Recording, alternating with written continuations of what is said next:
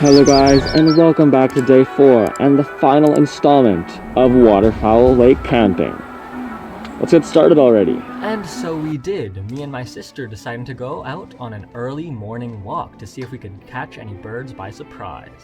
And upon reaching the Mistaya River, we laid our eyes onto some common species of the area. Like this little guy, the American robin, or this juvenile junco which gave me some of my best views ever. He was making all these cute chipping calls, and I think the contrasting moving background was really cool as well. Up in the trees, there were also some silhouetted birds, which I'm pretty sure were yellow-rumped warblers, because I saw many in the area. But nothing could come to prepare us for what my sister would come to spot on the ground. Right there, we have a very cool bird, right about there. Let's check him out. That cool bird, of course, was the elusive spruce grouse. I was particularly happy for it to be this species, not only for its incredible difficulty to find, but because it's extremely tame, relying on its camouflage and often staying still, as opposed to the ruffed grouse which flushes and flies away in bombastic sprees of flapping. As you could see though, the female of this species is mottled, as most grouse, but is particularly barred, which can be a defining characteristic.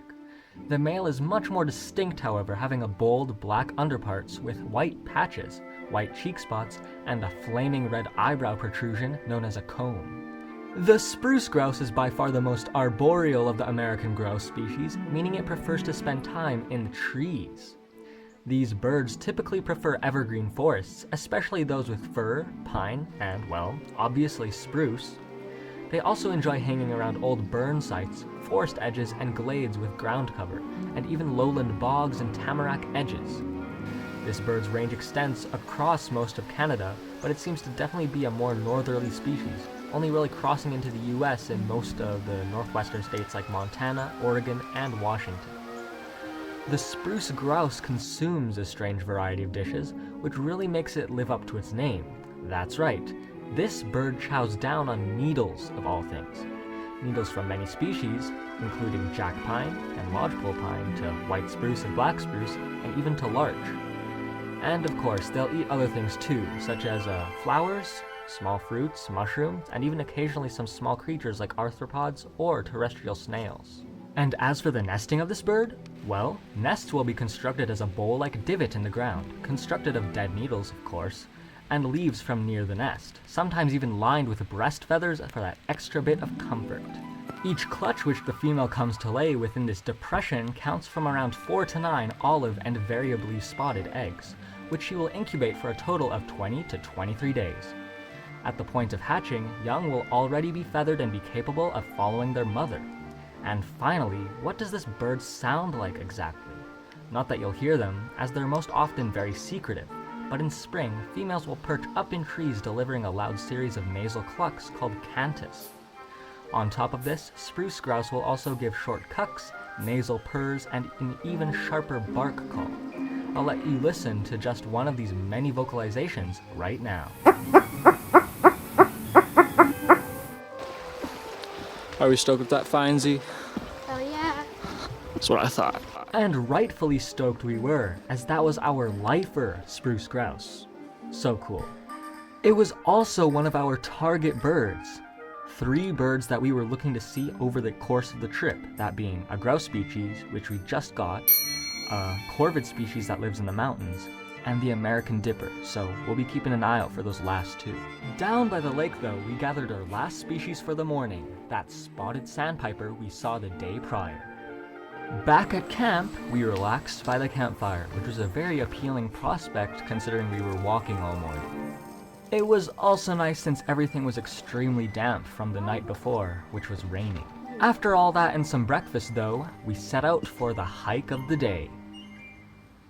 It was all immediately promising as we laid eyes on some fleeting glimpses of pine siskins and got some better views of yellow-rumped warblers. But once we crossed the Mistaya River once again, that's when the hike truly began. Today's destination? Cirque Lake. For those who don't know, a cirque is a half-open, steep-sided hollow at the head of a valley or on a mountainside, formed by glacial erosion. And evidently, this lake was formed inside of one. We continued hiking though, crossing streams and a lot of obstacles, but honestly, it was a lot more beautiful than yesterday's hike at Chefrin, so no complaints. We then came across this small pond, which is also around the area we saw another bird species. That being this itty-bitty little chipping sparrow. Further up the trail, we then came across a falls before continuing on. And after a long couple of hours following the trail and now following this river, we eventually made it. My fellow birdmen and women, welcome to Cirque Lake.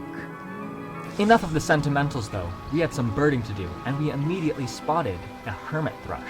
These guys were some of my favorite on the trip, just with their demeanor, and we got some even better looks on this landslide outcropping. But that wasn't the only bird we saw.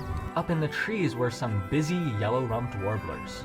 And high up in the sky, we spotted a flying bald eagle. Surveying the rocks one more time though, a little thing caught my eye. A surprise lifer, this Pacific wren. What a cool little bird, and the second lifer of 2025. And after that, we tacked on just one more species, the dark-eyed junco. Well, before something graced our ears. That cawing in the distance is the delightful sound of a target bird. This is the Clark's nutcracker, sometimes called the Clark's crow or a woodpecker crow for its large bill. It is a distinctive corvid species of high elevations found across Midwestern North America, extending at its most northern extremity in British Columbia and reaching as far down as New Mexico. Within its range, it will spend its time in its specialized mountain habitat, coniferous forests at high elevations to be exact, from 3,000 to up to 12,000 feet, or 914 to 3,657 meters. If you are in the presence of one of these raucous birds, you will certainly know that they aren't afraid to bray their harsh calls across the mountainside. They are, in fact, more often heard than seen, and most often heard before being seen. Just take a listen now.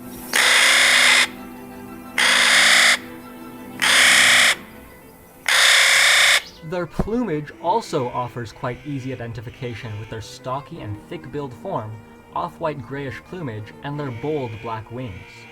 Their measurements are around 27 to 30 centimeters in length, and in wingspan they can reach up to 61 centimeters. They can also weigh up to 106 to 161 grams.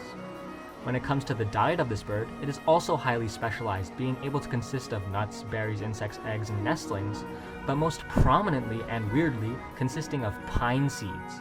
In fact, they rely so much on these that they store caches to have stores for more meager times, and in the autumn, like squirrels, their brain size will grow to remember the location of all these caches.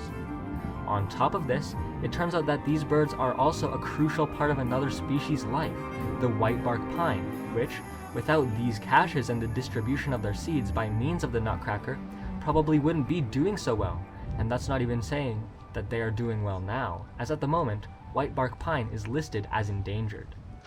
Anyways, to wrap this up, nesting. These birds will, as you might have guessed, nest in conifers during the late winter to early spring.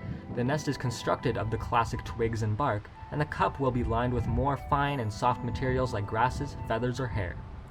Typically, the clutch size ranges from 2 to 6 eggs, which are of brown, olive, or gray coloration, and for the next 16 to 18 days, both the male and female will take turns incubating. And then, 18 to 21 days after hatching, the birds will fledge and only reach maturity in their second year. It was now time for the return journey though, so we retraced our steps to get back to camp.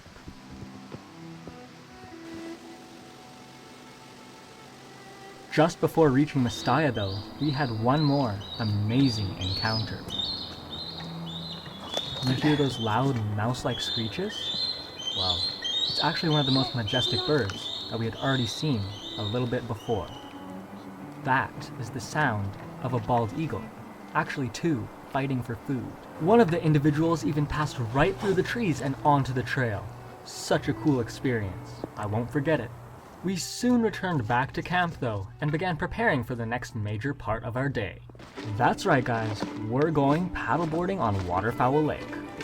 So we got pumping, and pumping, and pumping some more before we were all ready. Okay guys, we're out on the water now, and got some mallard action I do believe.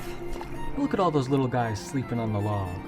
And further down the lake, we also got our eyes on some common mergansers and a goldeneye species. There are two, but I couldn't quite tell which one it was.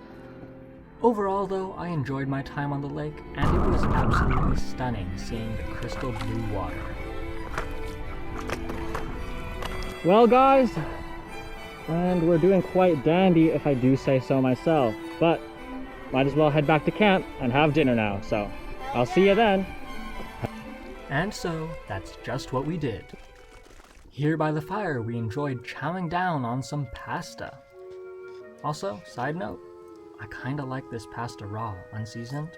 Pretty tasty. Nice. Along with this though, we also had some dessert, some campfire popcorn, which was absolutely delectable. Just look at those buttered caramels. The light of day was soon fading though, and a storm was picking up. We could hear lightning in the distance, so we decided it would be best to get to bed. Well guys, I'll see ya in the morning. Good morning, birdmen and women, to the 5th and final day of Waterfowl Lake camping. I'll see you outside. Just as the previous morning, me and my sister went out on a walk to see if there were any birds, specifically to check if the grouse was still there. And I'll let my past self take over this segment here. Well guys, we've made it all the way to the river and I have not heard a peep from a single bird.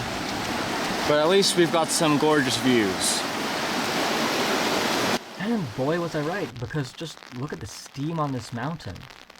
I was also wrong though, as we did spot one bird. These boreal chickadees, which gave me my best views yet. I don't think I've gotten better footage than this, so I'm very happy they showed up. Back at camp though, unfortunately, this would be the last time we were seeing it, as everything was packed up and we were about to go. The trip may have been nearly over, but it wasn't completely over yet, as we still had one more stop. Okay guys, last stop of the entire trip. Mistaya Canyon. It was a short yet rocky walk down to the canyon, but it was well worth the effort, as it was a beautiful sight. Imagine the millennia it would have taken to carve all that rock. And in the sky up above, we spotted the final bird of the entire trip, an osprey. What a fitting end to the series. Thanks so much for watching, guys, and if you haven't, go check out the first 2 episodes, as there's so much more to see there too.